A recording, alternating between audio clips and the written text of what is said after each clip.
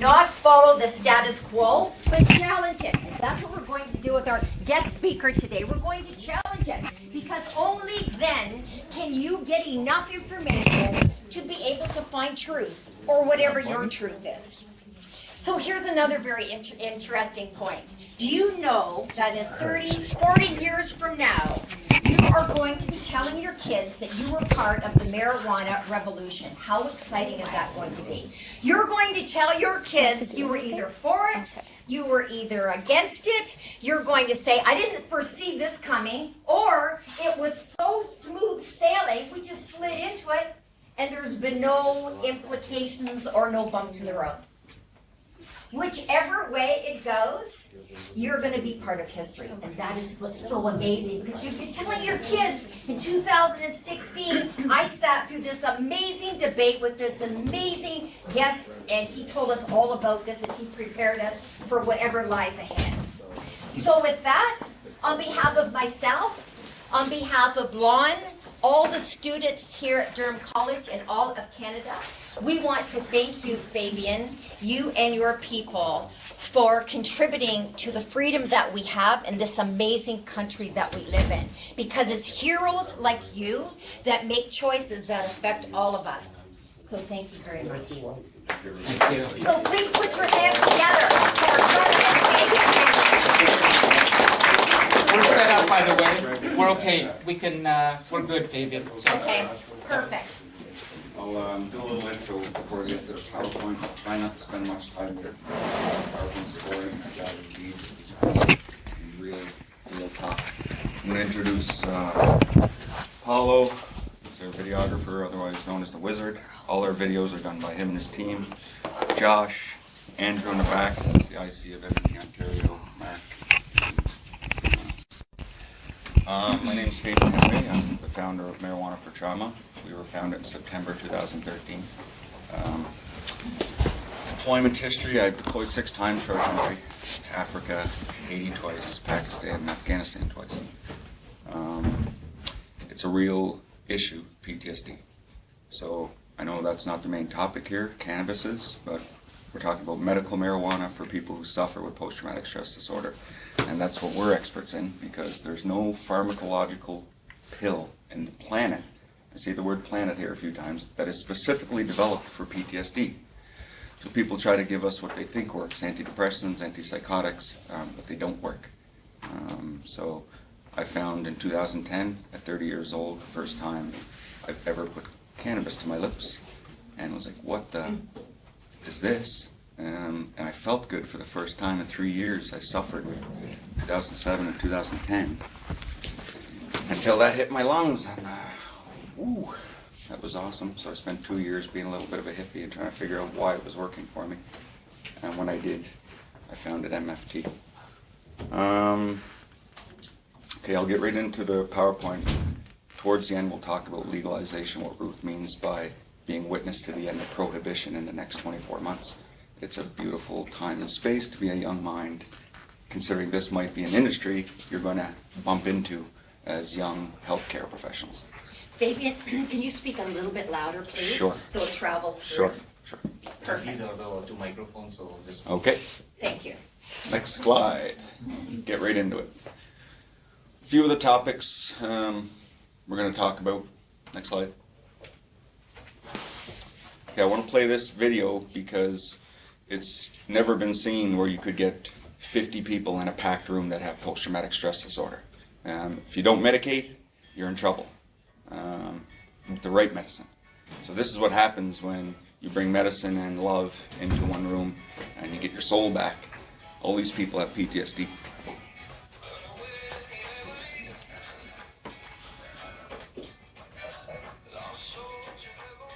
It's called morale right there.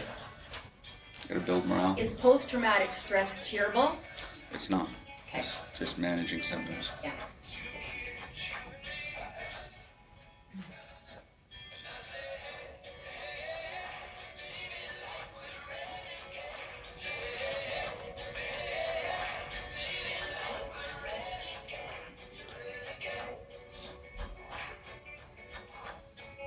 So we do have the answers.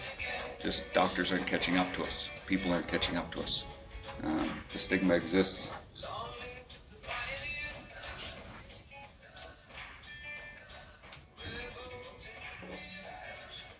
So music therapy, it's also another option to heal your soul.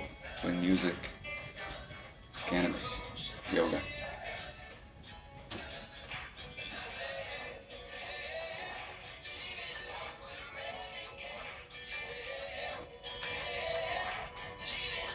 So feeling normal again is literally what it's like for us to use cannabis instead of the zombie effect of being on pharmacotherapy.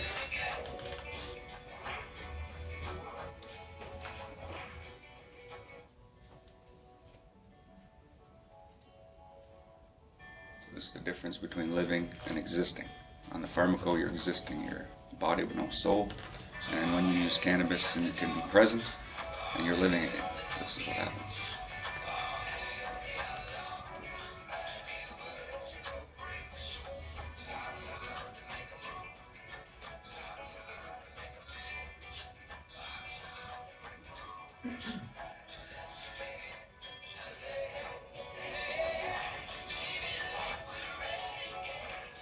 Majority of these guys and girls here are Afghan veterans. Some of them are a little bit older, and Bosnian veterans.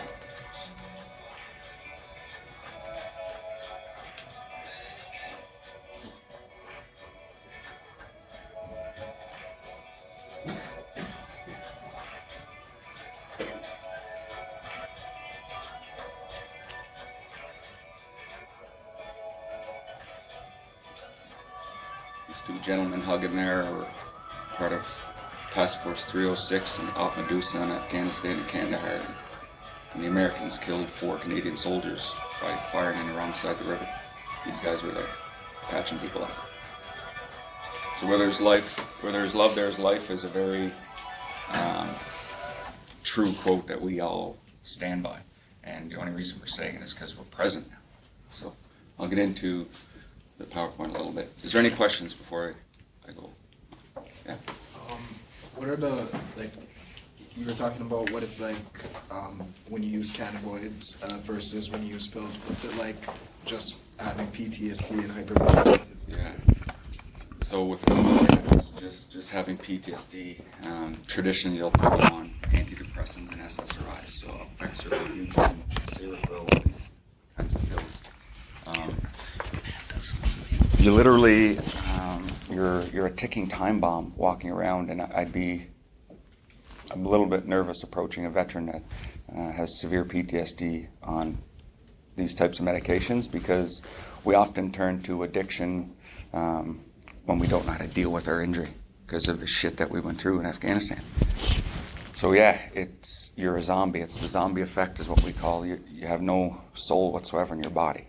So it's not nice. Is the amygdala rewired in your brain? It's not rewired. When you use the when you use the cannabis, it helps. The front part of our brain is the fear-based part of the brain, and it helps us forget.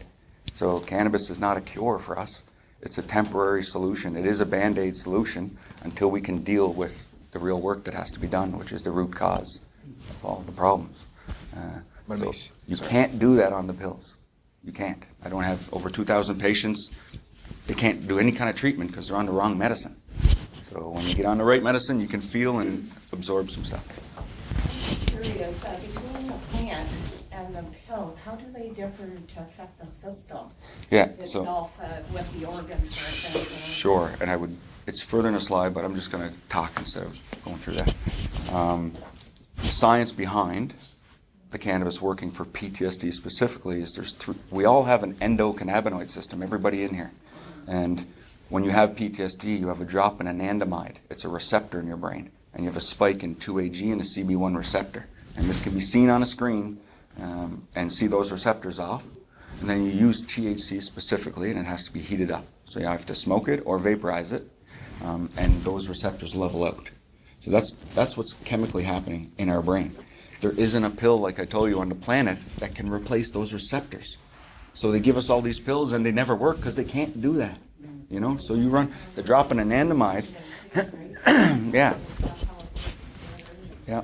So are you saying THC mimics this neurotransmitter? So delta-9 tetrahydrocannabinol, THC. It dominates the plant by 42%, and it's only one cannabinoid out of over 80 in the plant. That one cannabinoid is the psychoactive impairment that we need to replace those receptors. So it's just THC we require. There's CBD, CBG, CBN, CBW, so on and so forth, and we don't even know what they do. Interesting. Yeah, sure. I did a lot of homework about what you've been pursuing, and I think it's fantastic. And I just wanted to ask you, or I think the more educated people are about marijuana, the less inclined they are to have negative perceptions. So has the Canadian health system made any strides on educating the general public about marijuana and the research behind its medicinal marvels? And if not, what would you suggest, or how would you suggest they effectively do that? So while it's only medical marijuana that exists right now, the recreational market is not here. It's 2 years away. So if we're focusing on that, the people that need to be targeted are the doctors. The doctors aren't educated in their school programs on cannabis. They have to be continued learners and do this on their own. It would start with the healthcare system educating their own people about cannabis therapy. You know, I'm here because that's what I want to do. You're exactly right. The more people are educated, you people are the future of healthcare. You're the link between a doctor and the patient, and the compassion required to be the link there. And if you don't understand cannabis, I want to give you one example that was very ignorant from a nurse, is that I went to the Dr. Everett Chalmers Hospital in Fredericton because I had a veteran with his leg cut off, and he was on cannabis. And the nurse told me that it's just like smoking cigarettes. Why don't you take him outside? So I wheeled him outside, and he vaporized his marijuana. I took him back in. And within an hour, he was allowed to vaporize in his room. And they brought in a scrubber because they didn't know anything about receptors or this medicine or it even being a medicine. It's an option. It's not like it wasn't our first choice option. We tried everything that they put in front of us, and then it led to here. So education is very important. Because I know that even the oil Yeah. that is being used even for children. So you're talking about that other cannabinoid, cannabidiol, CBD. It doesn't get you high and it stops seizures. And Right. I had a 79-year-old veteran who was bent over for 3 years and couldn't stand up. He's now golfing 18 holes a day, taking CBD capsules 3 times a day. He doesn't want to get high, doesn't want to smoke marijuana, but he wants to live his life again and be functioning, and he is. So it's important to understand the medicine. Yeah. Thank you. Any other questions? No? Click right through. This is just saying who we are. We're located in Fredericton, New Brunswick, and we're veteran-owned and operated, and we help people with PTSD and chronic pain. Keep going right through. And keep going. Okay, I think I talked a little bit about why it's used for PTSD. One of the things, don't believe what I tell you. This is just me telling you stuff. Look it up.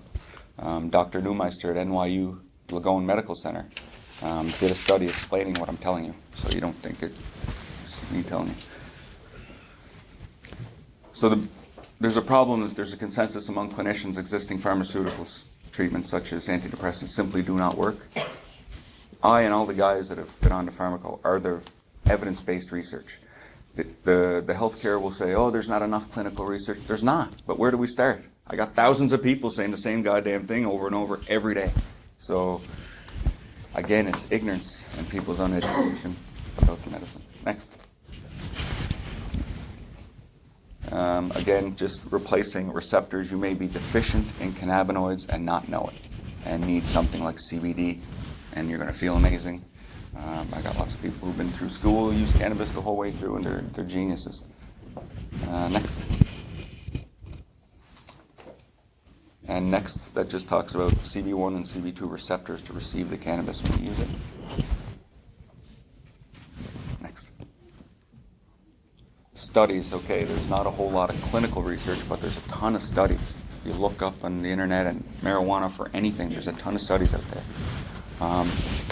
There is some clinical research happening in the States with Dr. Sue Sicily and Dr. Von Miller, and there's research starting here in Apollo Clinic in Toronto. Yes? When you say the CBD your Yes. pills, do they know, like, do they get high? Or No, do they just- no. You literally just have a well-being feeling over your body. You're not high at all. There is no psychoactive impairment in pure CBD. I mean, you can. It's about titration. You can actually take the THC down and bring the CBD up, but you can stop it halfway and have some THC, some CBD. You need it for other reasons. Next.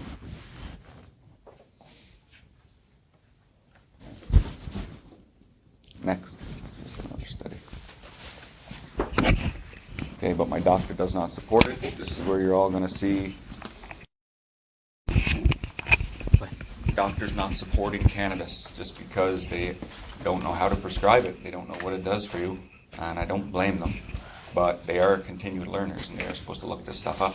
But how do you know, if you were a physician, how would you know the recommended dose for the patient? So how would you know whether they need more CBD than THC? Yeah, this would take them doing some work and some research looking this stuff up. Health Canada states that 5 grams a day is the max doctor should. Of what? Of 5 grams a day of dried cannabis. Of what potency though, the CBD? They don't say. or- They Oh, don't say the potency. Oh, okay. It's for the doctor to know how to titrate their patient up. Ah. Here's the loss. Here's the disconnect. They don't know how to prescribe the medicine, so they just stay away. Yet it's the only medicine that works for PTSD, control the receptors. So we're working on it. You know what I mean? We're slowly educating. There was only 600 doctors 3 years ago. Now there's over 6,000 prescribing. So it's coming along. I guess, like all pharmaceuticals, I worry about tolerance. Yeah. Now, have you increased your dosage over time? I have. So I didn't start off. I use 10 grams a day. I smoke 10 grams of cannabis every day of my life, and I function at a high capacity. I practice yoga. I have 2 children, and I function just fine. But I didn't start there. I mean, one puff and I was on another planet before. The first time my system was like, where have you been my whole life? So where are you going to be 5 years from now? Are you going to be smoking 20? No. So where does it stop? What we've noticed over a couple thousand patients is our ceiling dose, we call it, is around 10 grams a day. I have to use that every day because I'm super busy and I'm in places I need to be medicated. Right. If you're not and you're at home and you're with your family or you're more relaxed, you might not need as much because you're not getting triggered as often. When I get triggered, I have to smoke it to stop the onset of the trigger from coming. Wow. So it depends on your situation and how much you've used it for how long. How often? Sorry, I'll get it to you in 1 second. How often do you get triggered? This is the thing with PTSD. You never know when you're going to get triggered. It's a bitch. It really is because you feel wicked and I feel great, but something might happen outside here that triggers me, and if I don't got the medicine in me, it's not going to be good for someone. And it's happened many times. I got a 8-month probation in 2008 for threatening to kill the chief of the fire department in our town, and I got a DUI for drinking and driving. I did a bunch of things because I was on the wrong goddamn medicine. The doctors didn't know. You said that a lot of doctors don't know about this. So, where do you get like a safe version of the drug, like the pills that you were talking about before? Yeah. Like where's a safe place that they make them? Like are there like safe? Are you talking about cannabis? Like the pills that you were talking about before? Yeah, so when you take cannabis capsules, this stuff is regulated federally through Health Canada, and it all gets third-party tested by another company, and it comes back with a microbial test, a water weight. It has to be within parameters before they're allowed to sell it to the public. So if there is something wrong with the medicine you take, you have somebody to go after. So if you buy it from a dispensary, you got no one to go after because it's illegal. Although we support cannabis being everywhere, it's not legal right now. We'll get into that debate about legalization. I was going to ask you something about that. Sure, go ahead. I mean, we can switch back and forth. This. Is it okay? Yeah, it's okay. Okay. I'm going to light a bit of a match in this class, okay? And which is what I normally do. I'll try to. I'm not even going to show myself, just so you can hear me clearly. Fabian, are we at a turning point in Canadian society with marijuana? would you say? Absolutely. Absolutely. It's the most beautiful point in history for me that's coming up with the end of prohibition. Since 1937, this plant has been locked up. 2 joints and a guy did 4 years in jail. The day before, you just needed a postcard stamp and you could grow marijuana. And now, there was whole reefer madness where black people beat their women because they smoked cannabis. It was fucking insane. And then, Vietnam happened and things went sideways. We're lucky that we just had a system to let cannabis find its way through to us, and the government's paying for it. But you people have rights. I have a right just to go to the liquor store and get alcohol and drink on the weekend.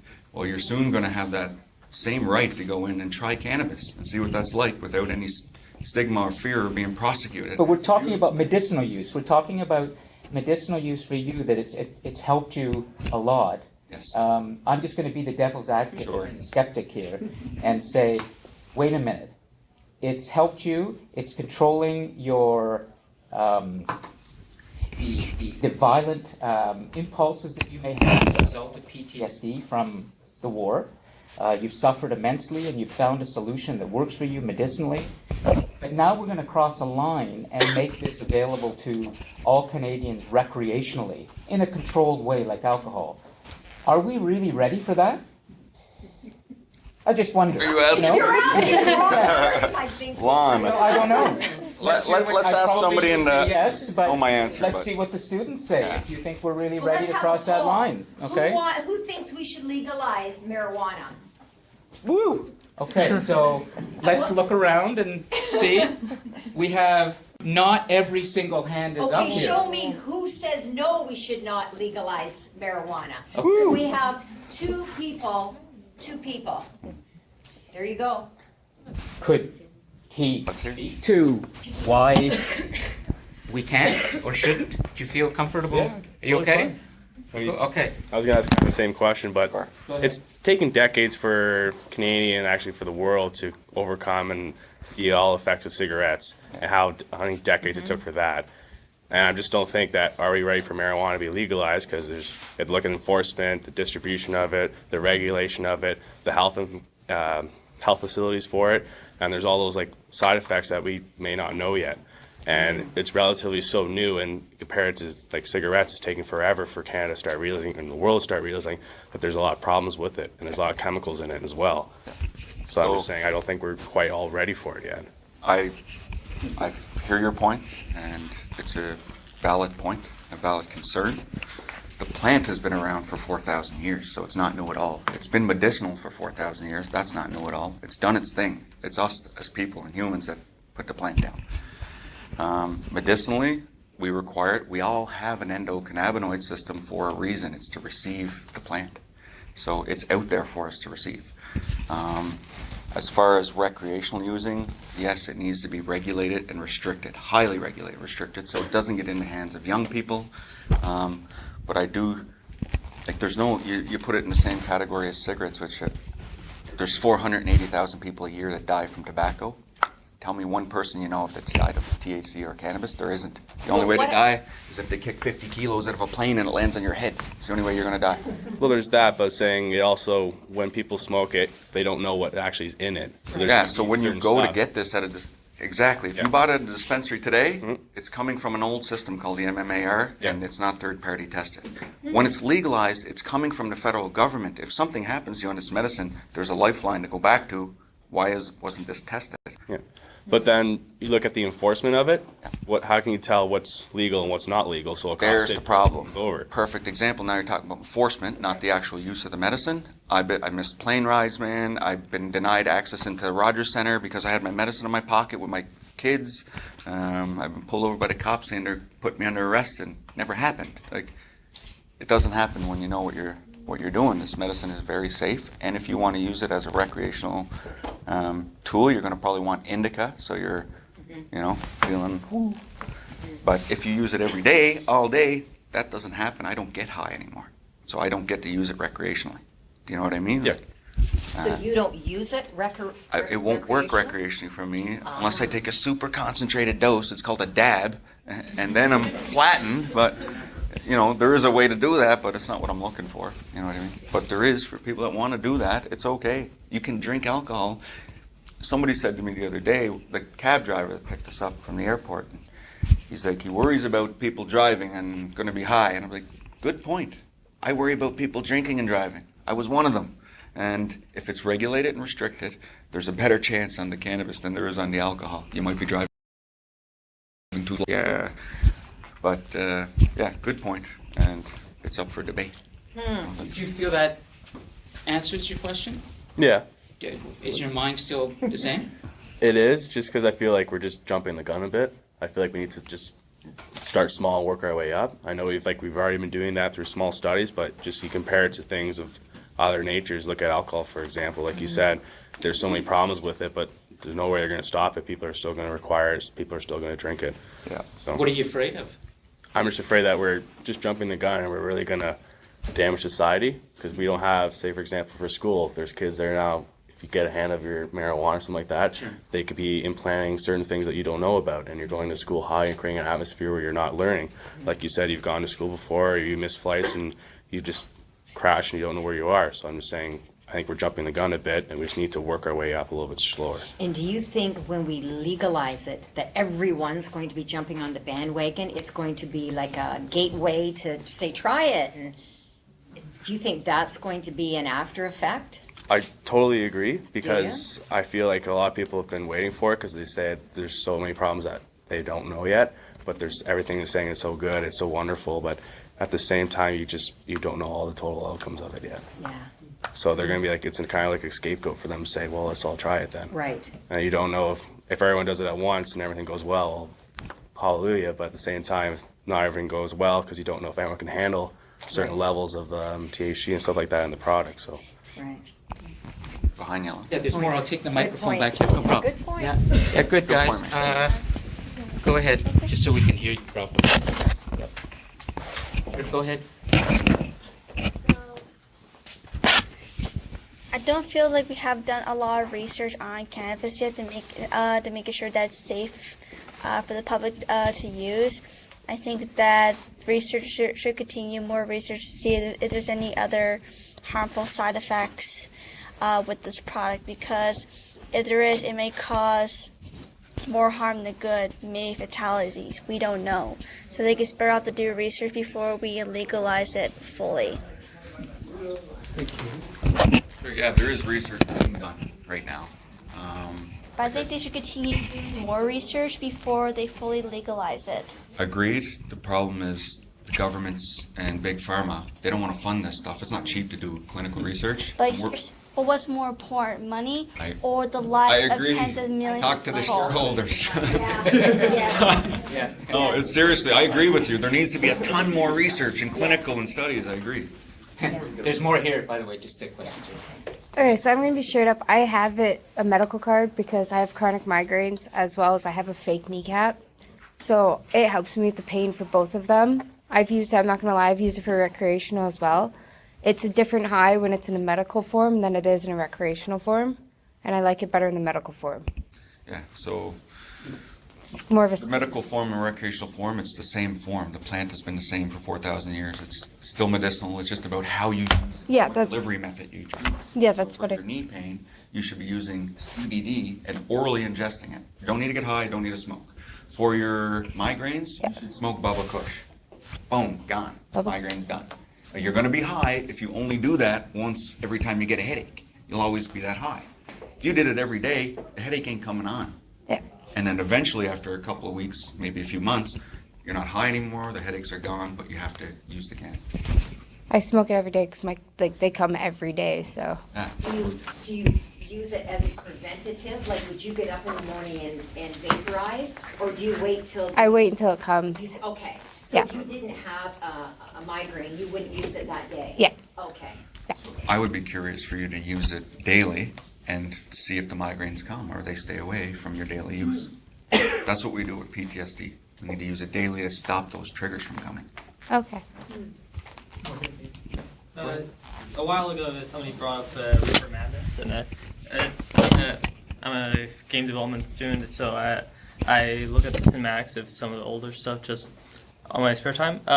how would you go when you're talking to someone like that doesn't really know what they're doing, but like brings up the propaganda about certain things? I mean, I'm neutral on this subject. I'm not for or against it, but like your point of view, I'm kind of curious to see like how you deal with that. So I always go back to what I know, and it's cannabis for PTSD, and I stick to that. That's my lane.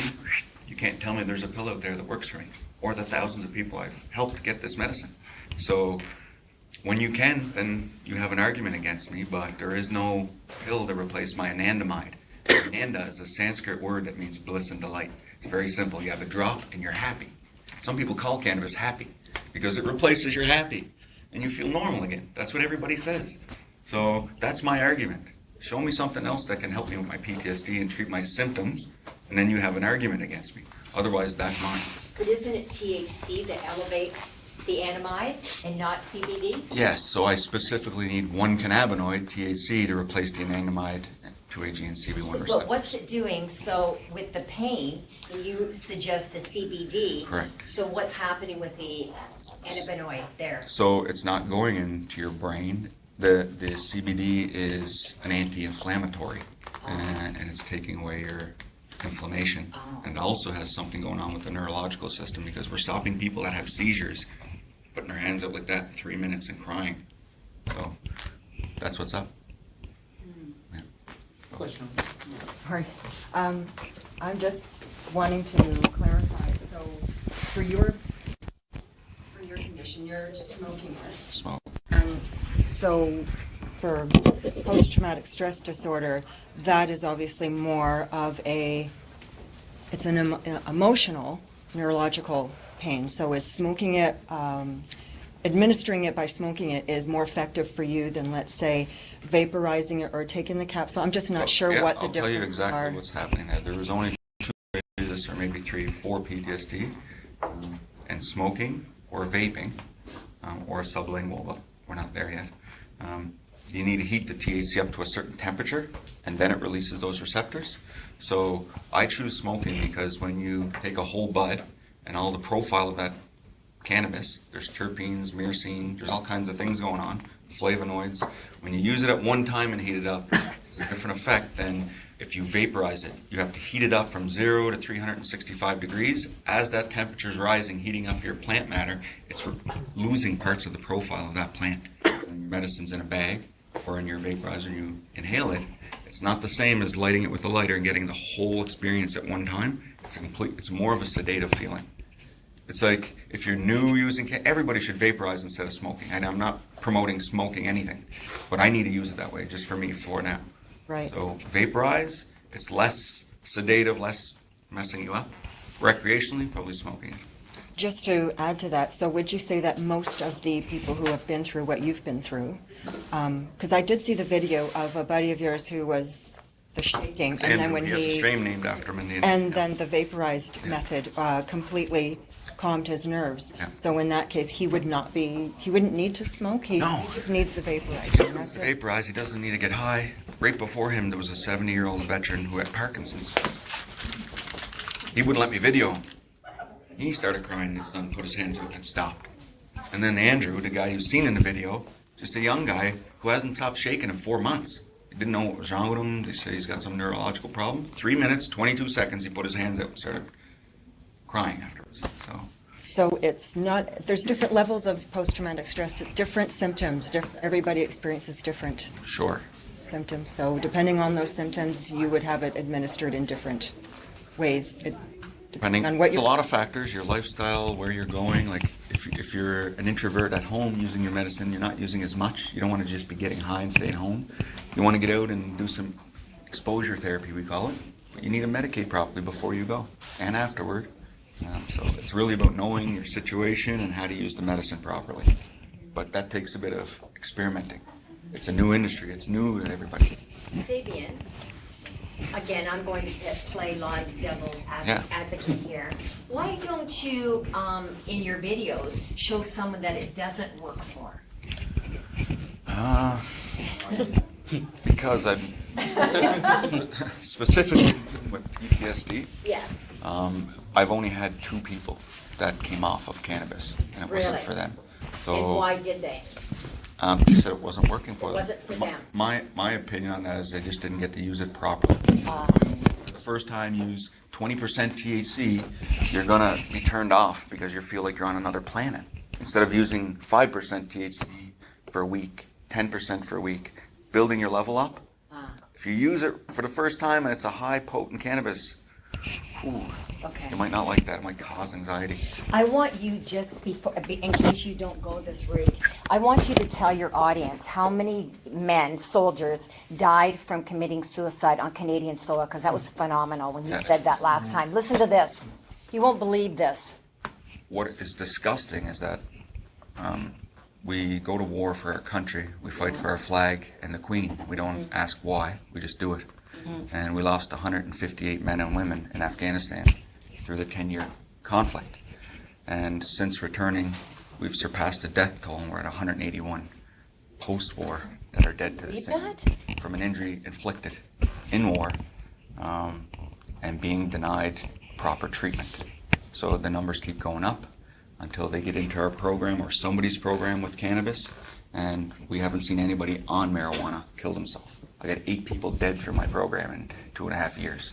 Some of them got off cannabis, were back on the pills, and they're dead 4 months later. They killed themselves. Just bring a microphone over. That so is we not. can- Just so go I ahead. think Chair, Just go ahead. We want to make sure everyone is heard. She's next, okay? She was waiting about a minute ago. I'm just and then we'll bring the microphone back, okay? We'll get there. You said you had Good. kids. I don't know if they're like old enough to understand, but is it something you do like explicitly? Like, are you open to them with it, or do you like not? My children? Yeah. Yeah, so I got 2 children right there. So this tattoo right here, my daughter colored it in. My tattoo artist drew it. She colored it. It got the mistake there, got the mistake there. It's real. So these things kept me alive. Up here it was yoga too. So they understand it, and you're I'll tell you like the you're 6 open. questions. And my ex-wife is a school teacher. Not quite understanding this. But what is cannabis? And my daughter and son will tell you it's medicine. What's it used for? What's the medicine on the plant? Sorry, it's called trichomes. What's the smell of cannabis? It's called terpenes. What are the delivery methods of cannabis? Smoking, vaping, eating, and my daughter will say, stick it up your butt. Suppository cures colon cancer. And what's the only thing you need to survive as a human being? Anybody. Love. So my daughter said this to her school teacher, and she said, no, food, water, air. Well, we all need food, water, and air. But if you have somebody who loves you, and I don't, you might survive a little bit longer than I with the essentials to survive. By the way, the love of my life is back there. Her name's Ryan. And Ryan, welcome to the... We want to get the camera back there, but it just won't go all the way. Yeah, so Yeah. my kids are educated. They don't know cannabis, and I get my ex's concerns when they become teenagers. They go, what's going to happen when they see someone smoking it? They're going to be like, why are you smoking medicine? You know, they don't know it to be anything other than medicine. And I went 30 years thinking it was a drug, watching it get burnt down in Afghanistan, saying, burn it. It's as high as these ceilings, as far as you can see, burning. And I would cry if I had to do that today. I would fucking cry. I wouldn't do it. I'd turn my back. Say, I'm sorry. David, what would you say if, sorry if I'm Yeah, cutting come back. someone off. Yeah, sure. What would you Thanks. say if your children want to try it?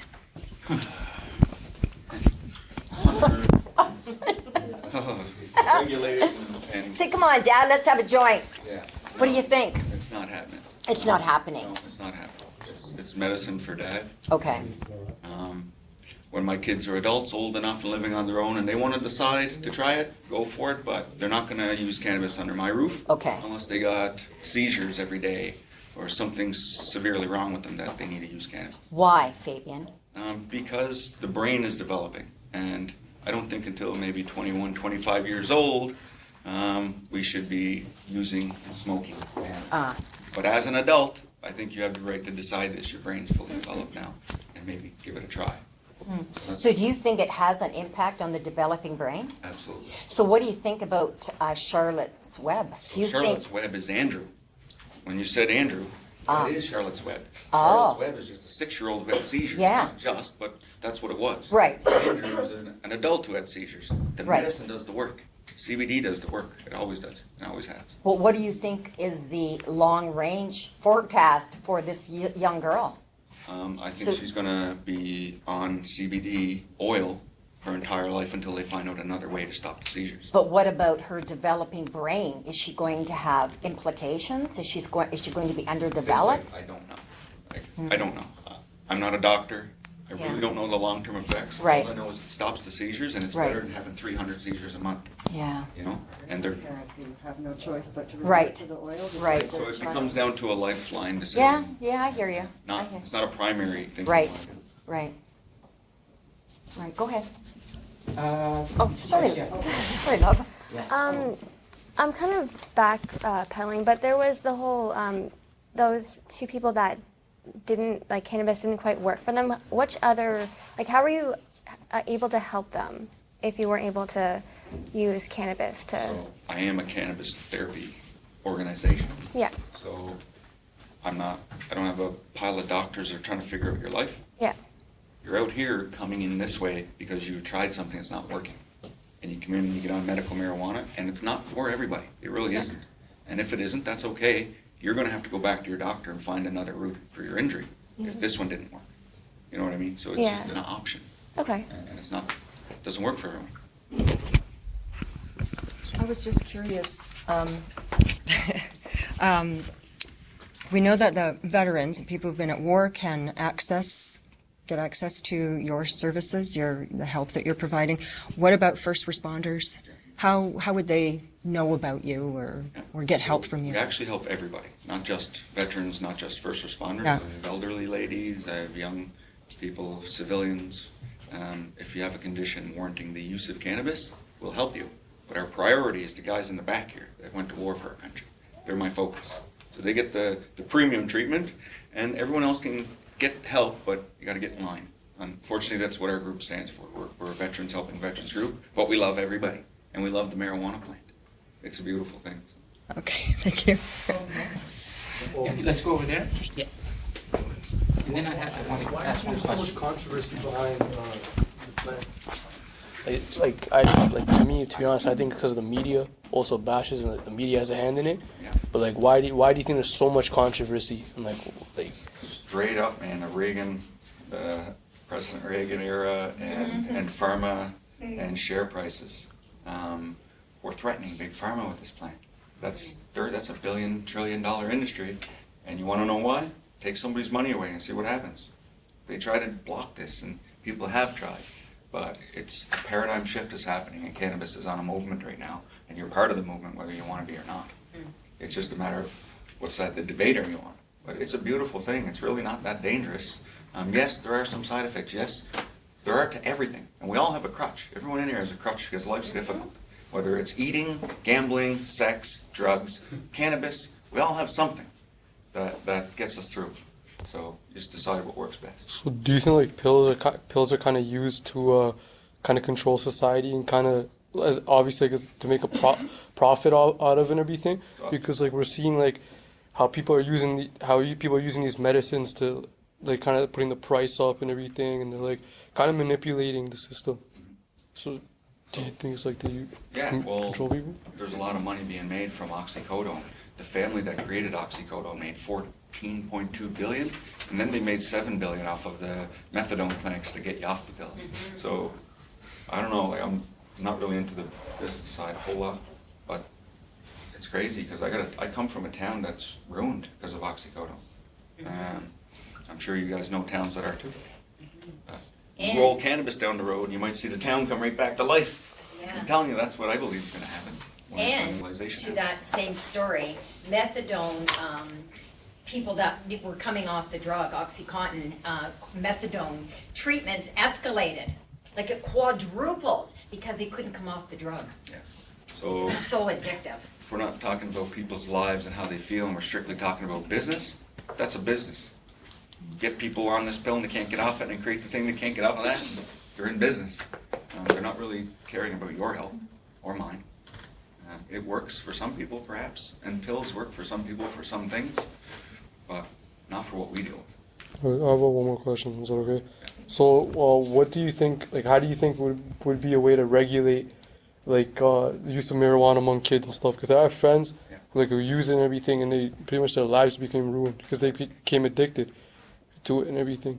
To cannabis or to everything else? No. Were they just on cannabis and addicted to that? Or- Cannabis, as in they would use it every single day, but not as in they would just roll like a joint with it, whatever. But like they'd use it in bong forms, and they use it every single day, and then like, as in they'd go get it from a dealer, not from like obviously recreation or whatever. So they get it from a random dealer or whatever.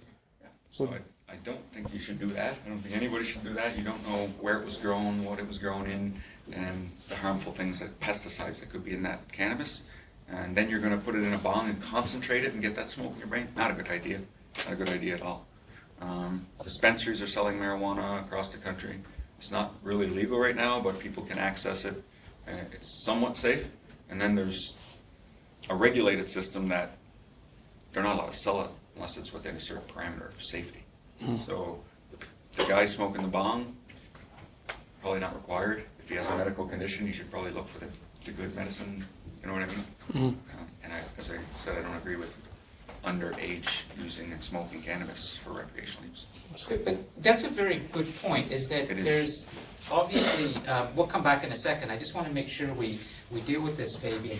You've addressed a very good point, which is if we make it available recreationally to this extent, even if it's regulated like alcohol, then there's the chance that it's going to be used more, and then it is going to be a problem for young people. Is that your concern? Because everybody here pretty well, majority said they would like it legalized, which is not a surprise.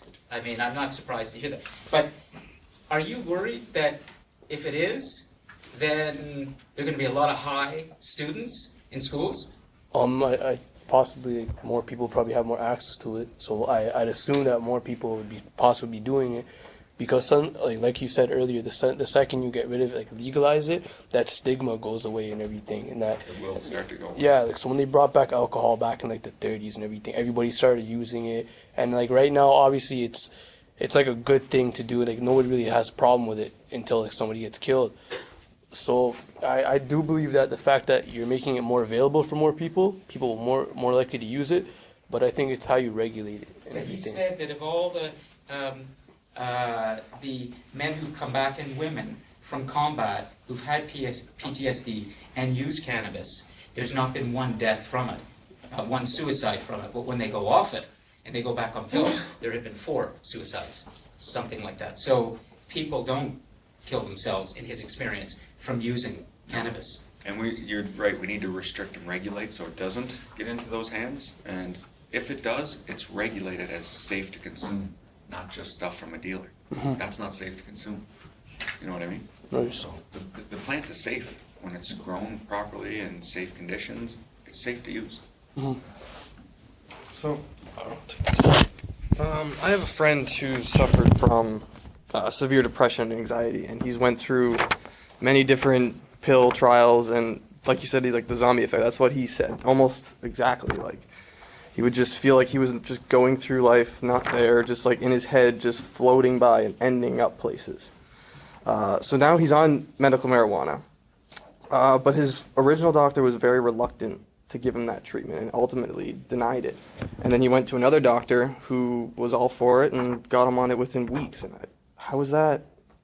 Like, why do you think some doctors are okay with it while others aren't, and why is that acceptable? Because some doctors are continued learners. Some doctors like to learn and continue to learn. They're listening to patients, and some don't. Some like to prescribe in their comfort zone with what they know. And they don't look outside. They don't have to go back to school. They don't have to. There are 13 available courses for doctors to take under the Royal College of Physicians that we offer to them for free. We'll pay for it. That's how important it is to us. So the only excuse is ignorance. They just don't want to. It's the only excuse. Great. Question for you: did it help your friend a lot? Oh, he loves work again. Like he's so much better. Like it hit me personally because like seeing it from a third person perspective, it was obvious. It was so obvious. That's the living, not existing. The zombie effect, as opposed to.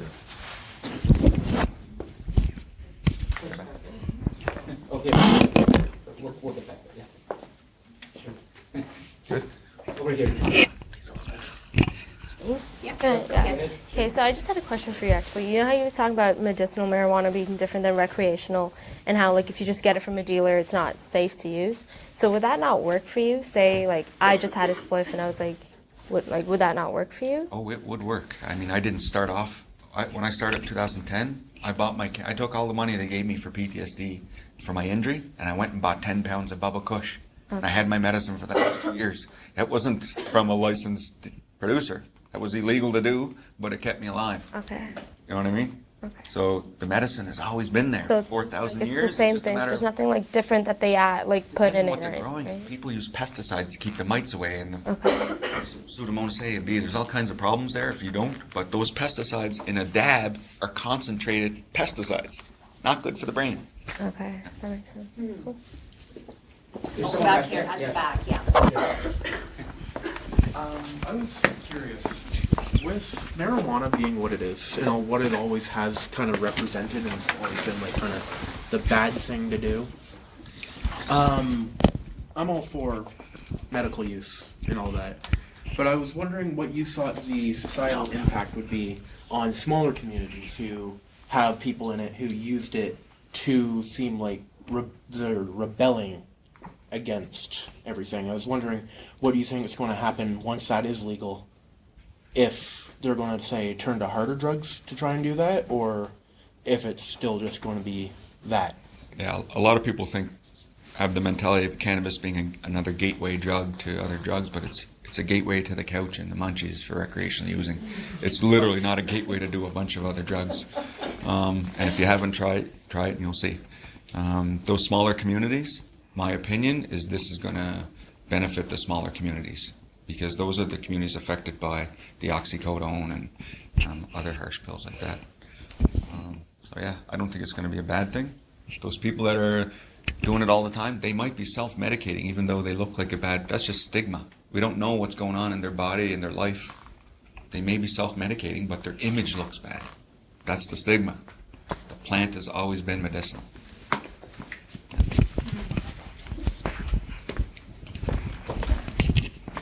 I'm finding it kind of interesting how there's all of this hullabaloo about marijuana, and yet alcohol has been around since, I don't know, almost since the beginning of time. You enjoy beer every now and then? Gin and tonic, yeah. Right? G&T? Okay, he's a G&T man. So it's just interesting because I think if we regulate this and get it legalized, then that means there's going to be more education for everybody out there about this, because what education is there about alcohol? You still get 14-year-olds and 12-year-olds that are drinking, and there doesn't seem to be anybody saying anything about that. There doesn't seem to be a course of action for helping these people who are getting into alcohol so easily, but yet with marijuana, it's such a big deal. Yeah. It makes zero sense. Santa Maria or cannabis has taken its lashings over the years. It's really taken its lashings. And I don't anticipate that to stop even when regulation and legalization happens, because we're going to have car accidents. We're going to have things happen that people, like Mothers Against Drunk Driving, because of an accident, something's going to happen and there'll be some group against cannabis. But it's a choice. You have a choice to drink alcohol and exactly. or get behind the wheel. And Yeah. you're quite impaired. I went to a substance abuse and trauma safety program for 2 months in Guelph and Homewood Health Center, and I was addicted to alcohol because I was using that as my crutch before cannabis because I didn't know how to deal with my problem. So There's more dangerous side effects from alcohol, right? way more. Than there is Way more. Society. Yeah, Society. yeah, just Right? physical effects for drinking for years and years. Everybody knows what can happen to your liver. It's just but from what I I've don't get read. intoxicated ever again. If I do, it's really a choice, and it's rare to get intoxicated anymore because I've dealt with my problems. I feel good, and I can do things. I'm in love, so things are happening. All And positive there's no, things. yeah, they're all good things. They're getting So, better. Fabian, when you get up in the morning, how do you start your day? Do you vaporize? Nope. No? I smoke a big can and a Bubba Kush As soon as you get up. Yeah, like 99% of my days, that's how I start. Because I've already learned when I don't start my day that way, it always goes a little sideways for me. And when would be your last Baba Ganoush? No, she don't use cannabis. Bubba Kush, well, pretty much before bed. Just before bed because it makes you sleep through the night? Yeah, just one last calming, maybe a cup of tea, conversation, Julianne, and that's it. But I use it every 2-3 hours every day. Oh, you do, eh? Every day. Okay. And can you feel yourself coming down just before you? I actually feel my chest get tighter. I don't. You do? Yeah, so it's like I come up. I already been put down by the Bubba Kush, and all of a sudden I feel it start to come in again. And then I just smoke more, and it goes away. Yeah. Oh, we said over here, and then we'll come over there. Okay, great. I think we're going to Skype Oh, in yeah, Dr. Grinspoon. Let's just stop for a second and give Fabian a chance to have some water I know. and handle the questions. And we'll take like a 2-minute break, guys, just to bring and see first if Dr. Grinspoon from Harvard University will come up here. Given the kind of sort of accidents that have been happening today and the technical delays we had at the beginning, it may be that in the end we'll just stick with Fabian all the way through till 10 so that you have lots of time to talk to him. But we'll see what we get when Dr. Grinspoon comes in, because he's 88 years old, or 89, not sure. We spent about 2 hours with him trying to teach him how to use the video conferencing software, and he had trouble with it. And he preferred Skype. And we're not a Skype shop here. We're a high-definition video conferencing shop. So it may be that he's going to come in here. It might be a little rough. It may not be perfect. And so we might just decide to continue with Fabian. We'll see. But I want to see him too, just so you know that this is a psychiatrist who's a pioneer. Yes. The guy who used to send pills to everybody and, Yes. my opinion, put blood in people. He's got blood on his hands, and he had a awakening a moment when he had an injury in his own family and said, holy shit, I was wrong. I had that moment 6 years ago too, so this is a guy that it's a very special time if he does come on the screen. And we wanted to give you a chance to engage with some really world-class science, because he has done a lot of research into this at Harvard. But let's see how it goes. Sandeep is working. Okay. Oh, there he is. He'll come up there. He will come up here shortly. Let's see. And then hold on. There's always a little bit of drama in global classes, at least the old ones when they were, But let's see up here. Hello. Okay, and on the screen. Hello. Okay, so you can see. Is he 88 or 89? Hello, can you hear us? Yeah. Okay. Oh, so just let's see. Hello. Can you hear us? Hello. Salutations.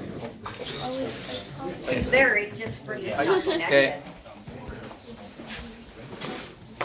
Okay. And Fabian, I'll come back in a second. Okay. Great. Yeah. No.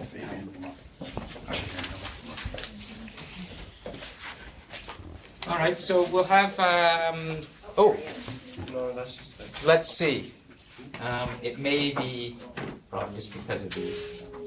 But we might just have. We can stand here and show him. Well, we can do this as long as they have a connection somehow. Okay. It's ringing. There's his face. Oh. Dr. Grinspoon, are you there? Hello. Okay. So you can see. At least you can hear him. This is 2 hours. This was us yesterday. say Grinspoon said hello to you. 2 hours. That's why. You're not able to hear us?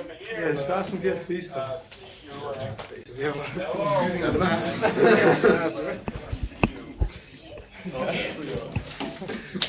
One of the most important researchers in the world on cannabis and marijuana. That's why it's important. I can hear you a little bit.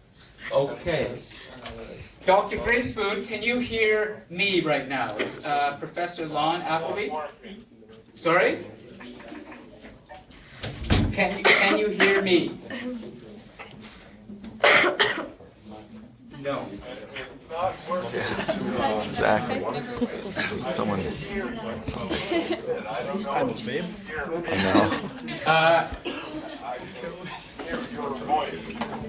Okay, I think we got to make an executive decision and Can we not pull them up on the screen?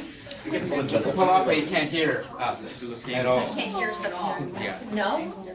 No. Okay. So microphone our microphone's on. Gotta get a Okay, picture of is him. Fabian, he's gone to. Right here. Oh, there he is. She's now here sitting. I'm a there like student. Hello, Fabian. I'm learning. I'm going to suggest, because I've been through this a lot over the years with global classes, and we do have this kind of down to a science now, but there was this 401 situation today. I've had a lot of classes in the past that are really become difficult, and I've learned that I'd like to discontinue that. Okay. We'll talk to him later. Okay. The really important thing is Fabian coming here, giving us his time, live like this, taking questions like this, engaging. So we will work with Dr. Grinspoon to get something on the website after this class for all of you, okay? But for now, why don't we spend the next half an hour or so continuing the discussion, because there are a lot of questions. And this way we can ensure that everybody here has a chance to really talk to somebody who not only has been through a lot of understands this, but he's done a lot of research and he's been very successful in helping people with something. So, you know, you're in the trenches in a really important way in society right now in helping us understand something difficult. So ask him the toughest questions you want if you're skeptical. He can answer them and deal with them. And is that okay?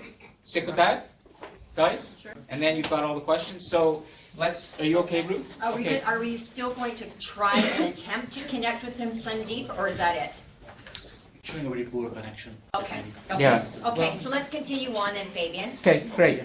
Thanks. Keep the great questions Yeah. coming, everyone. This is your moment. Yeah. Before I take any more questions, Yeah. just a little bit of history on the last 2.5 years, 3 years almost.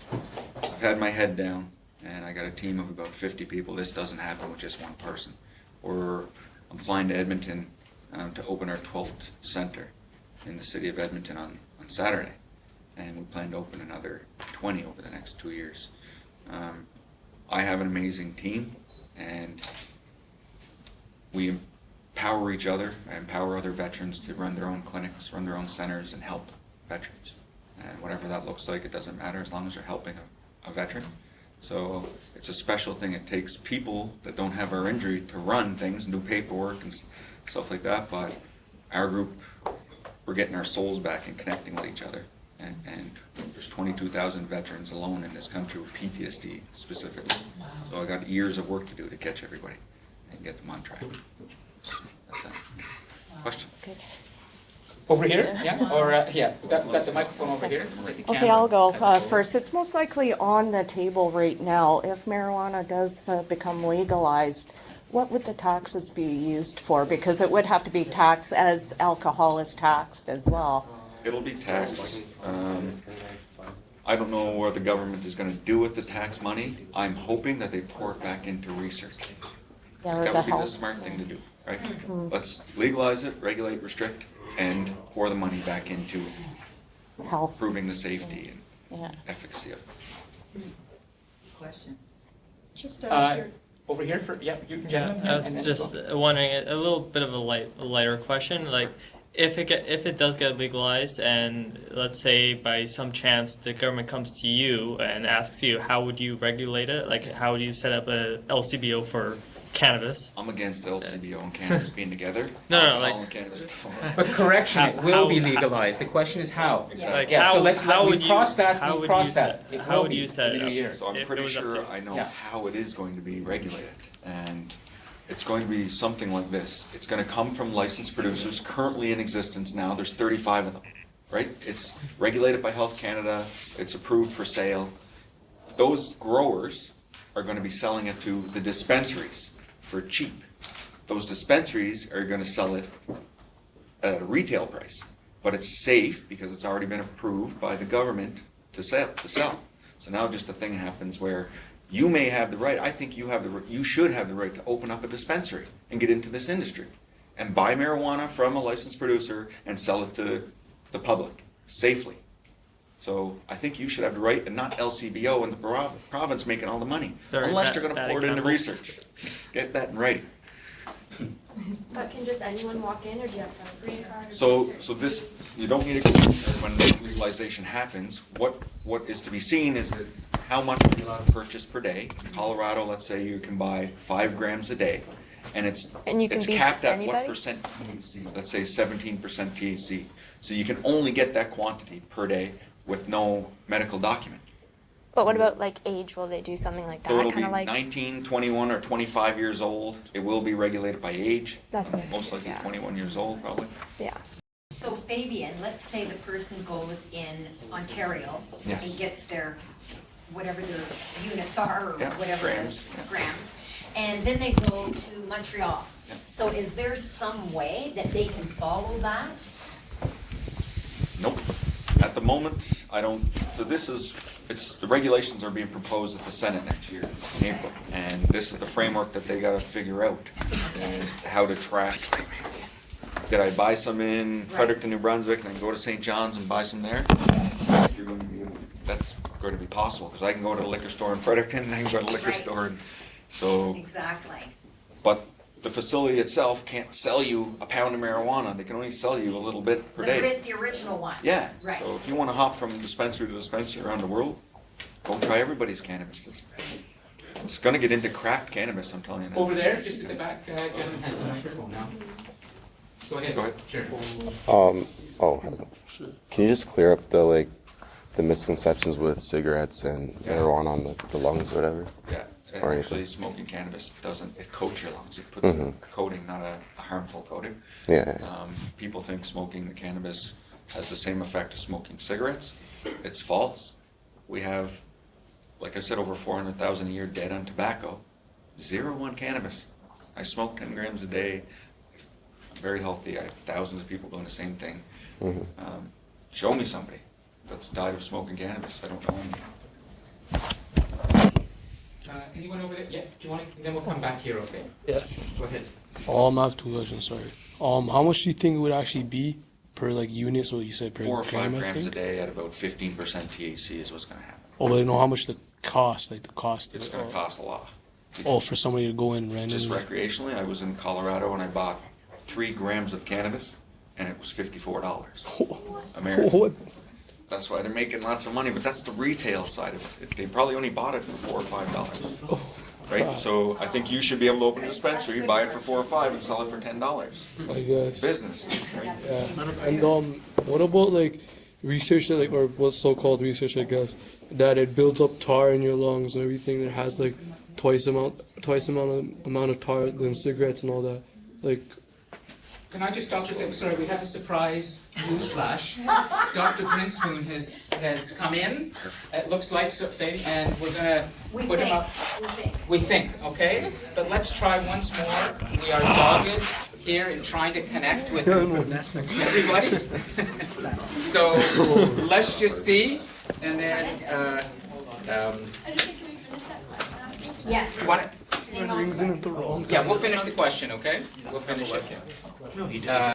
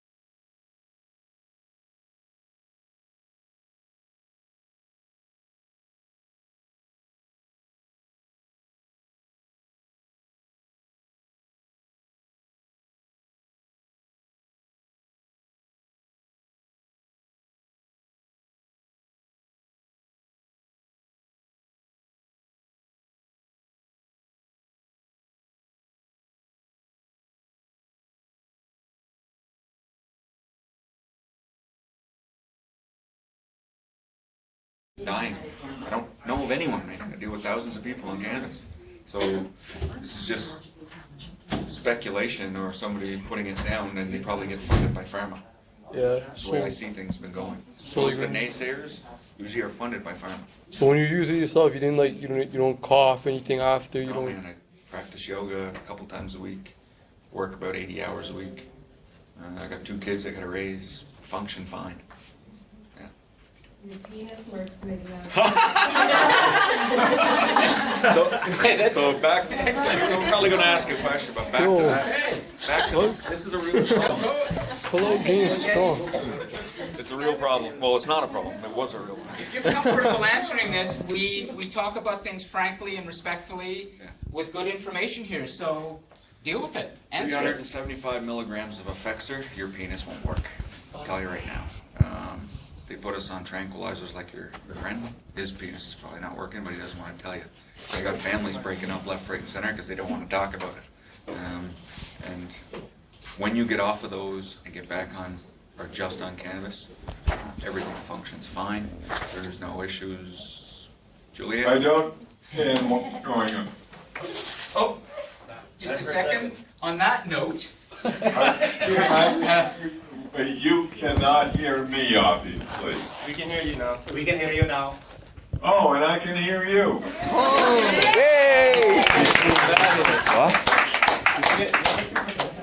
Welcome, Fabian, Dr. come on over here. Okay. Excellent. Welcome, sir. How are you? I'm frustrated about this on, but And I share your feelings as well. Can he see Fabian? Just turn it. I can, yes, yeah, but. Hello, sir. I someone raise hand.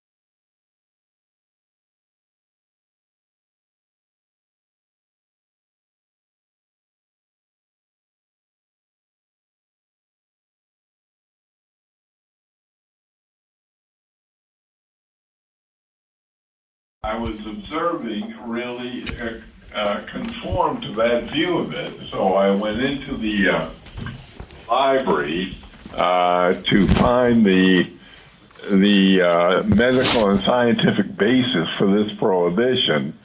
And to my discovery, I've got to shut the doors. The cleaning lady is here. Let me just shut. On the recorded version of the live stream, my apologies for the shaky cam, but this is the only way that the live stream viewers can see everything. Anyway, it's all good. Okay? We find a way. But the housekeeper, she could be the sort of wild card here. Okay? Let's...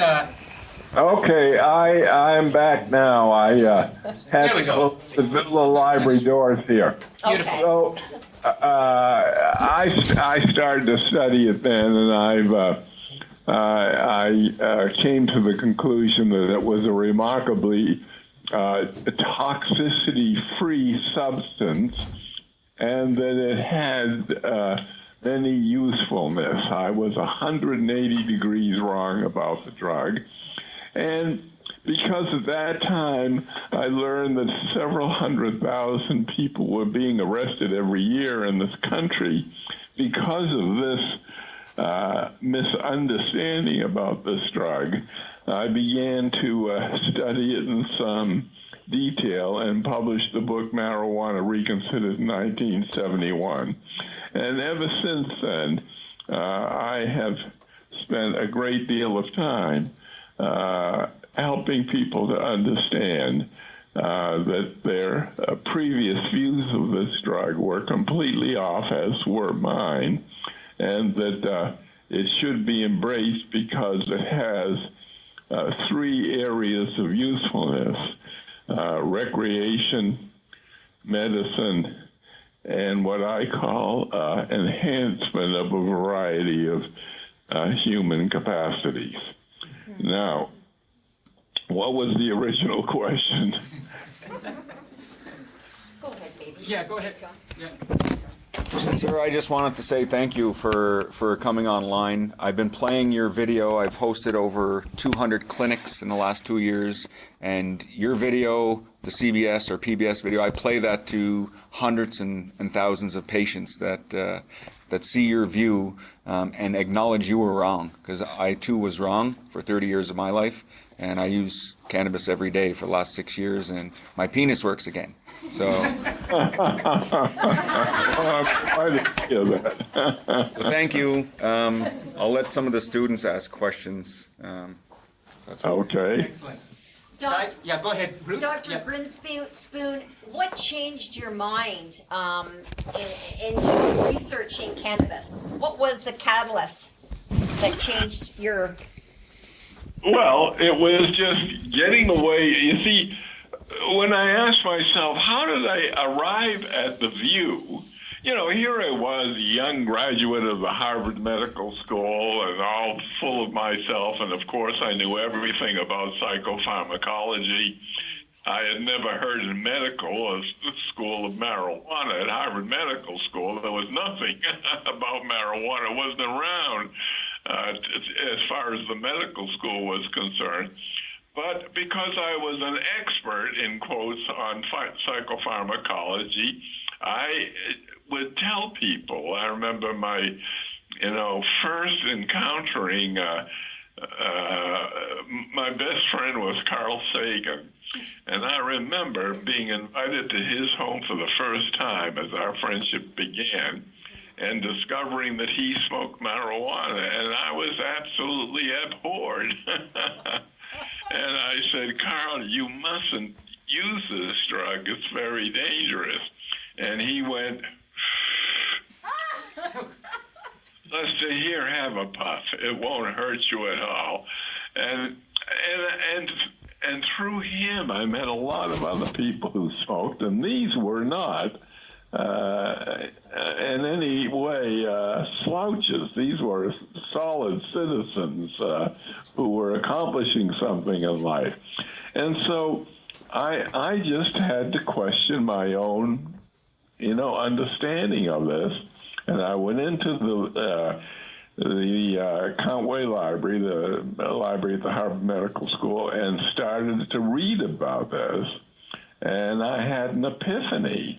I was wrong. I was absolutely wrong, 180 degrees.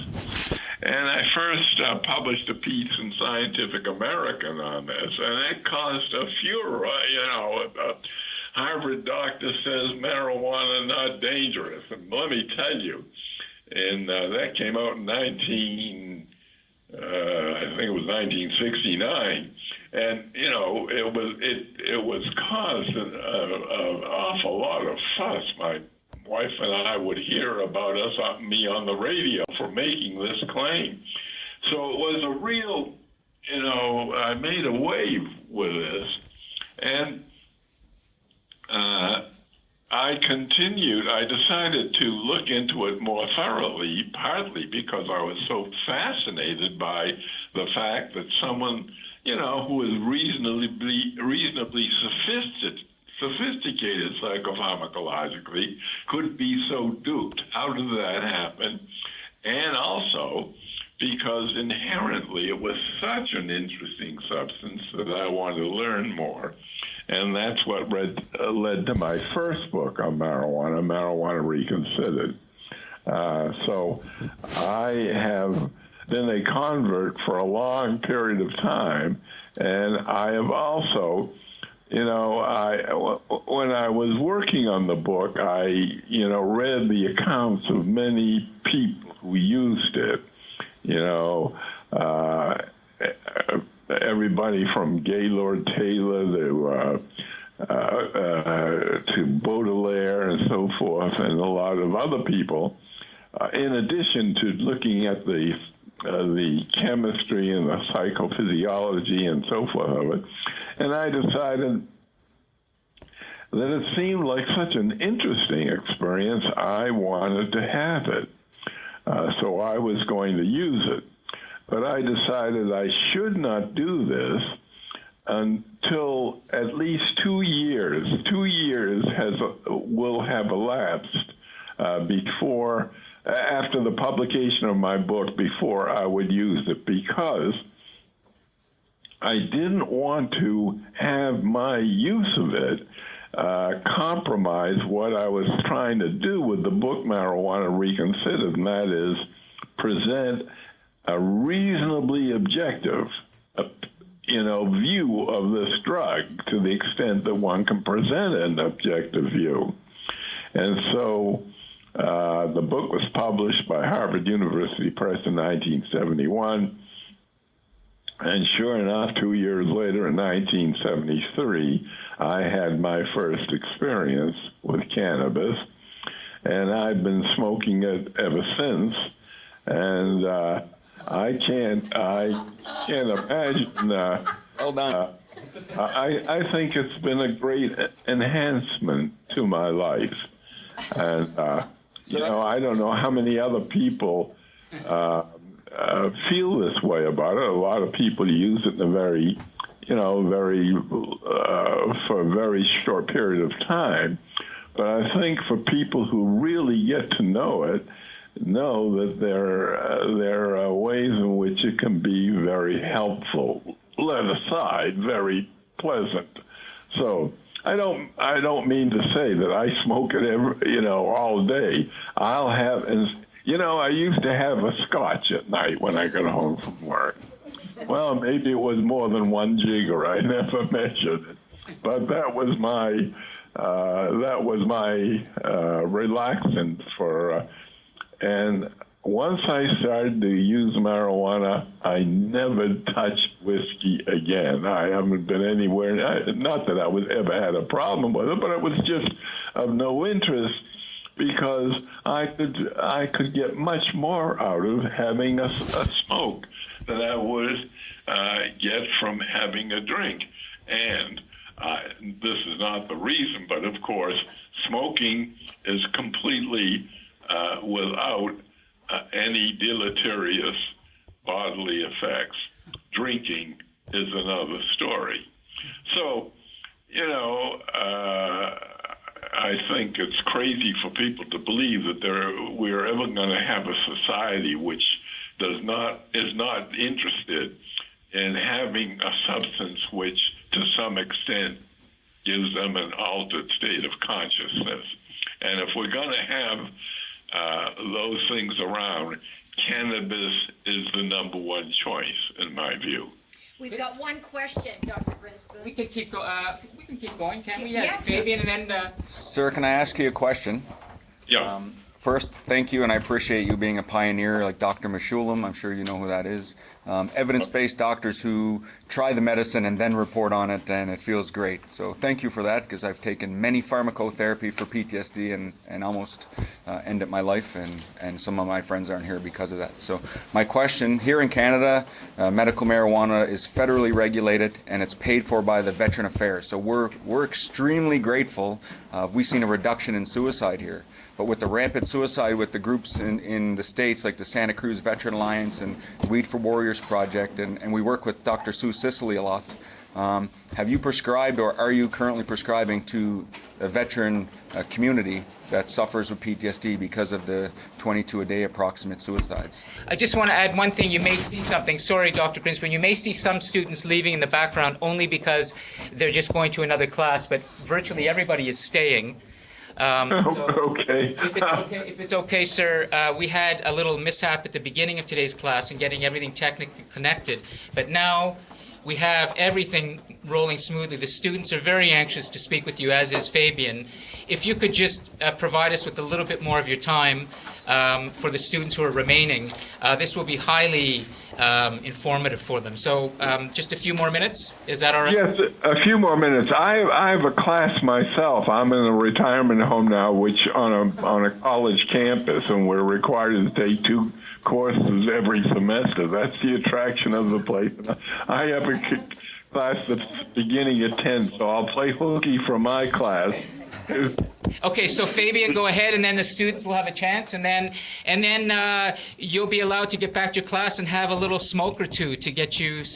Oh, that won't happen. That won't happen till this evening. Okay, I did want to ask one thing, and then I'm not going to say anything more. I take it you believe that if marijuana were available widely, socially, that seniors could benefit from this. Oh, there's no question about it. The seniors can benefit from it, because it's a very pleasant, enhancing experience. But as you get to be a senior like me, I'm 88 years old, and there are a lot of aches and pains and so forth and so on. I mean, there you get into the medicinal use of it, and it's a very useful medicine. How it will ever, or when it will ever receive the kind of attention it should as a medicine from physicians, that's really, it's a problem which distresses me, you see, because doctors learn about new drugs from the pharmaceutical industry. They see the papers there in the journals. They see all the advertising. They get visited by the so-called detail men who give them samples and ply them and in fact, seduce them with also, dinners and paying their golf links and all sorts of things. Nobody is going to do this for cannabis.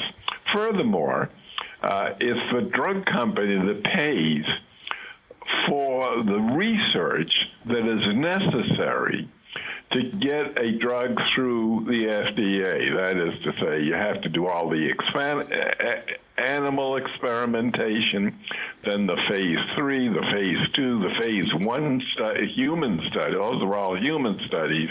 It costs up to $800,000 to $1 million to get this done. Who's going to do that for cannabis? Nobody.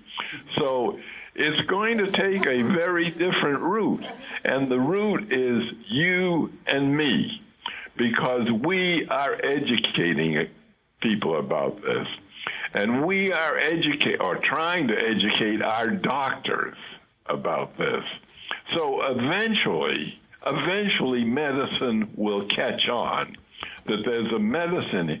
For example, if doctors only knew this, as you know, we have a great and troubling opioid epidemic in this country.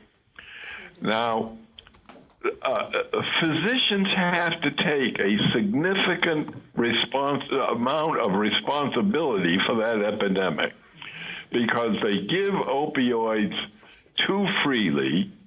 They don't monitor how many they get, and the patient doesn't know anything. Oh, this drug makes me feel good. Why not keep taking it? I'll get, and they get addicted, and then they go to the street. Now, if physicians, you need, cannabis is a good analgesic, but for really severe, it won't cover really severe pain, like, for example, post-surgical pain. You have to give an opioid. But if you give it cannabis along with the opioid, you can cut down the amount of opioid you need, the frequency you need to get it, and the duration you need to. Now, all those things, how often it's taken, how long it's taken, these things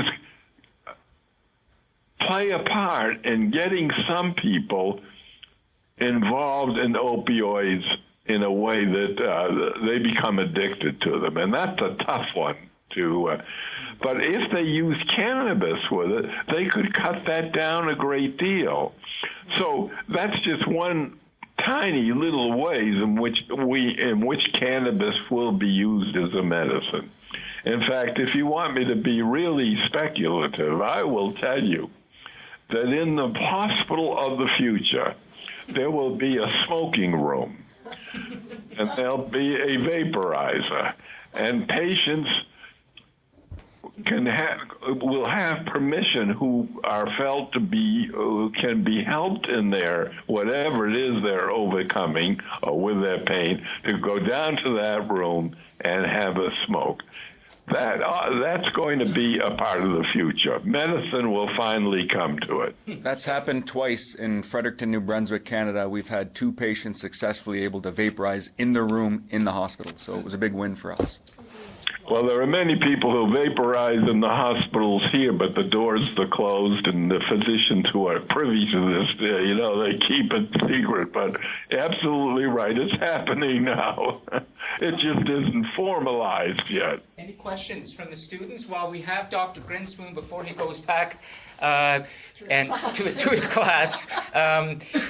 Any questions for him? We'll come back to Fabian, of course, because Fabian also will have some questions and we can sum up. But this is your one opportunity to talk to and ask a question of a world authority on something that is about to possibly transform Canadian society. We're just about to legalize it here, sir, in the new year. We're just figuring out on how to regulate it, but it's all in the works. Our Prime Minister supports the recreational use of it. The question is, to what extent? So Canada is going to be ahead of the United States. Don't forget, we already have several states who have gotten rid of the prohibition altogether.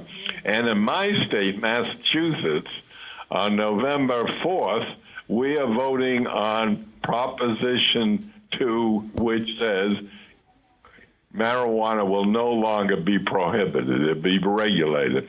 So there's a possibility it's even going to happen in my state. But you guys are way ahead of us, and God bless you. It's a sure sign that we are on the way. Nobody is going to put this back into the prohibition that we have suffered with for 80 years since 1937. It's on its way out, and we can all look back on that. Well, I won't be around to look back on it with glee, but you will.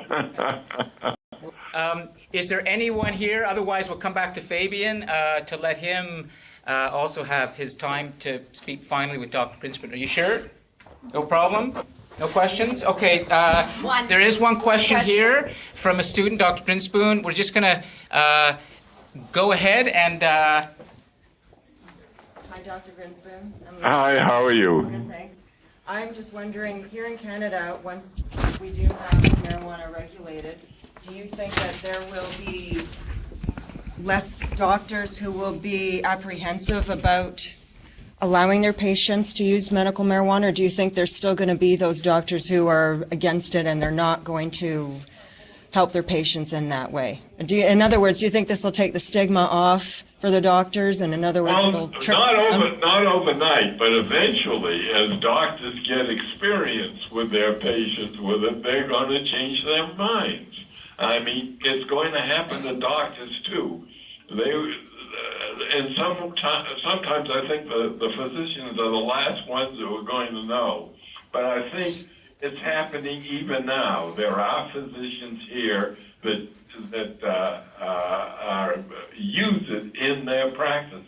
They're very few, but they're growing in number, and they will continue to grow in number. So that is just a matter of time. Okay. Good to know. Thank you.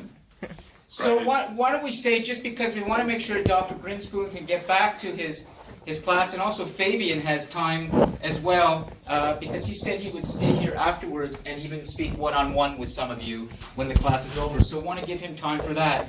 Fabian, anything you would like to wrap up with? And, this is your class, and Dr. Brinspoon is here, and I was just telling the students earlier, Doc, that they're witness to something very beautiful in life at a young age, is the end of prohibition. It's happening here in Canada in the next 24 months where legalization is happening. So it's a great time and space to be a young mind in the healthcare world.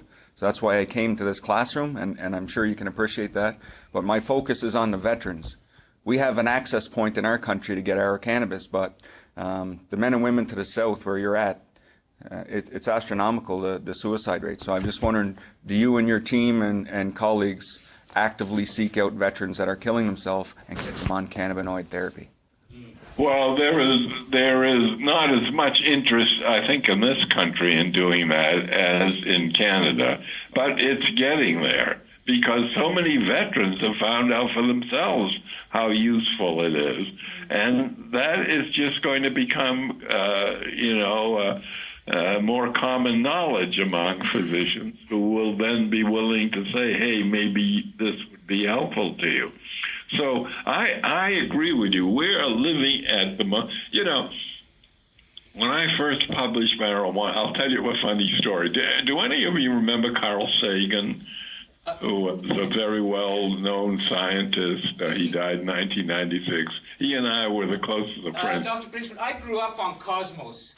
I just want to explain, he's one of the great astronomers who popularized science, particularly astronomy, and his PBS series in the 1970s was one of the most important landmark television series. So we're talking about a brilliant... You should get up to watch it. It really was. But at any rate, I don't want to take too much time, but he said that he read the manuscript. We read each other's manuscripts before publication. He read mine for Marijuana Reconsidered, and he said, Lester, this is an excellent book, but you made one big mistake. What's that, Carl? You said it would take, in the last chapter, you predicted it would take 10 years. Mind you, this book was published in 71. It would take 10 years for the prohibition to be gone. And I said, well, what would you say? He said 2 years. It's going to be gone in 2 years. He was saying this, in 1966. So and then, I've been waiting since 1971 for this to happen. And for me to see it unfolding, I won't, it's unfolding, in bits and spurts here, but eventually it's coming together and it will just be treated like alcohol. And we will live happily ever after. Fabian, do you want to... Yeah, when the end of prohibition happens here in Canada in the next 24 months, we'd love to invite you up to Canada, perhaps, to celebrate with us and see a real big grow operation and be part of that experience. Well, I'd love to be able to do that. You're invited. Hey, well, on that note, I think I better go and get my class. Thank you so much. Thank You're you, quite Dr. welcome. Brinspoon, for joining us. Yes, absolutely.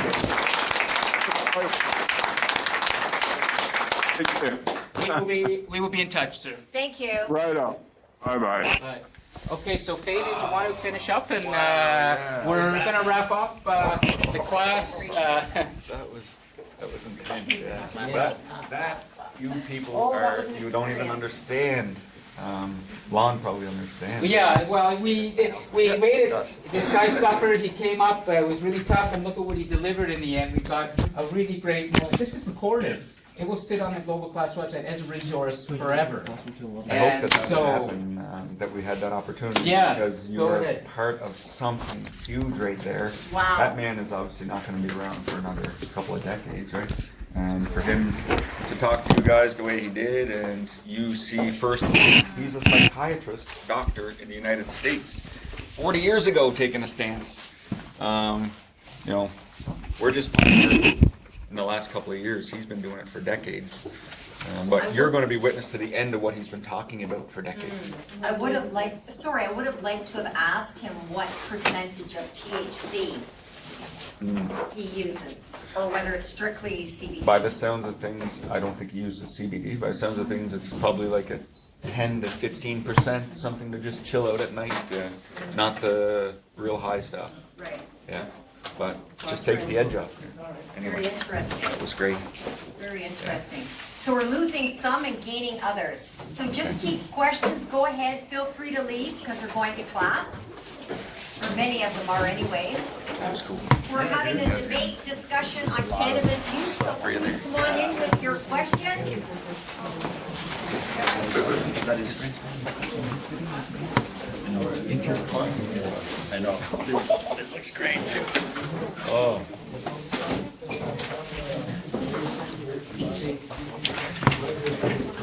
Do you need to medicate? Here, so I might just wait until we're done.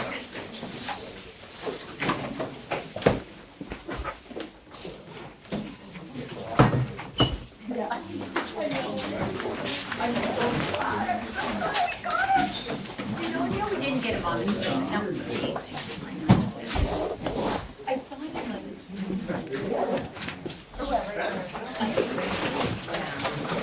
Fabian is still here for 11. Okay, so let's see. And for my students, humanities deputy students, we're just taking some time to finish up the global class in the next 15 minutes or so. We're going to just feel free to be here, and in 15 minutes or so, we'll start the class.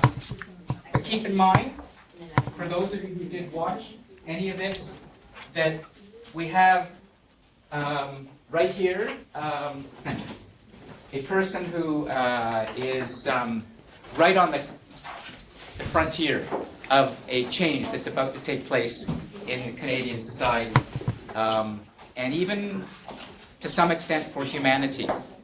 So that's why I thought that it would be good for you to have a chance at the beginning of this class to, if you want, ask him some questions, but basically just let me explain what is happening, okay? Just so you know, these are my students in a class called Humanities, and so we talk all about the future. So I'm just going to, can I just take 30 seconds to explain to them again? Ruth Martin is a professor of psychology at the campus, and she set up this wonderful class today where Fabian Henry came in live, and we just finished with a guest from Harvard University who's a world authority on cannabis and marijuana. And you may be aware that Canada is about to go through a pretty significant transition. And we just had a world authority tell us that Canada is way ahead than everybody else on this issue, even though the Americans are starting to legalize marijuana in other states. We have taken a very significant step in Canada, our Prime Minister, in saying during the election campaign he wants to legalize marijuana. There will be a task force that will be reporting in November to the Prime Minister to recommend to him how this should be done. So in the new year, we're going to be having something new in Canadian society. And Canada is setting, to some extent, a kind of an example, which is how do you integrate this substance that has been often feared? How do you integrate it into society and offer it medicinally and recreationally in a way that's safe, in the way that businesses can actually profit from the development and sale of safe marijuana? Fabian is somebody who has been running an organization in Canada called Marijuana for Trauma, Veterans for Veterans. He fought in Afghanistan. He's a sergeant in the Canadian Armed Forces. He's been in action, seen very, very serious combat. He came back from Afghanistan, like a lot of men and women in combat, and suffered from post-traumatic stress disorder. Hardly unusual. He realized that marijuana could help him, and it has. It's been tremendous for him, and he's been helping many other men and women in combat suffering from this to use this medicinally. And he's become a very outspoken and important and progressive voice for the positive uses of marijuana.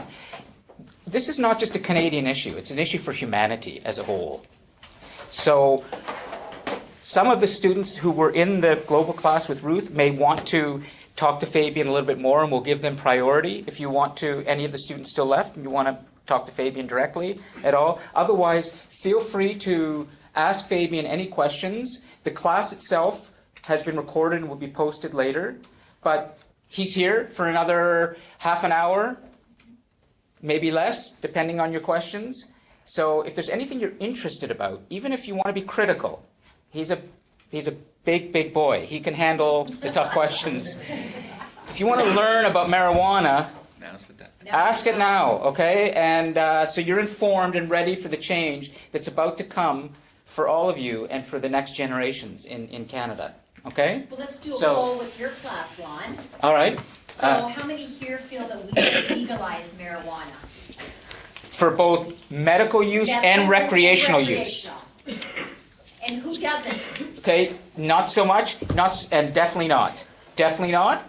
Okay. Well, for medicinal uses, I can. Okay, just a sec. Hold, Chris, 2 seconds. For those of you who are in Ruth's class, I think, do you want to have anything else to say to Fabian before we give Chris a chance? No, not right now, no. You sure? Okay. He's good. He's going to ask some... so, Chris, go ahead. Ask him the questions. So I can fully get behind the use of marijuana for purely medicinal reasons. Like, I can see there is benefits to having it prescribed for PTSD because there is a level that calms you down. As long as packaged with the use of marijuana for PTSD, it's coming with options of conventional counseling as well and other avenues, not just pot. Yep. But to bring it to a recreational level where it's kind of like, I'm kind of bored, it's Friday night, the football game's on, can I have a joint? I'm not too, I guess, kosher on that because I've grown up in a family where I've known a lot of people who occasionally utilized weed for non-medicinal reasons, or they started to make up medicinal reasons for weed that weren't quite so supported. So I'm like on the fence with it. I'm not 100% hell-bent against it, but I just think there needs to be a certain level of maybe not having it as, you know, your Friday night go-to fix, and maybe people should stick to like, I don't know, Twinkies or something. They come after the use of cannabis. So I appreciate your support in marijuana as a medicine. And the thing I said earlier is that the plant's been around 4,000 years and it's always been medicine. It's always carried the trichomes on the plant. Remove the plant matter, take the medicine off it. It's called trichomes. It's always done. We have a system to receive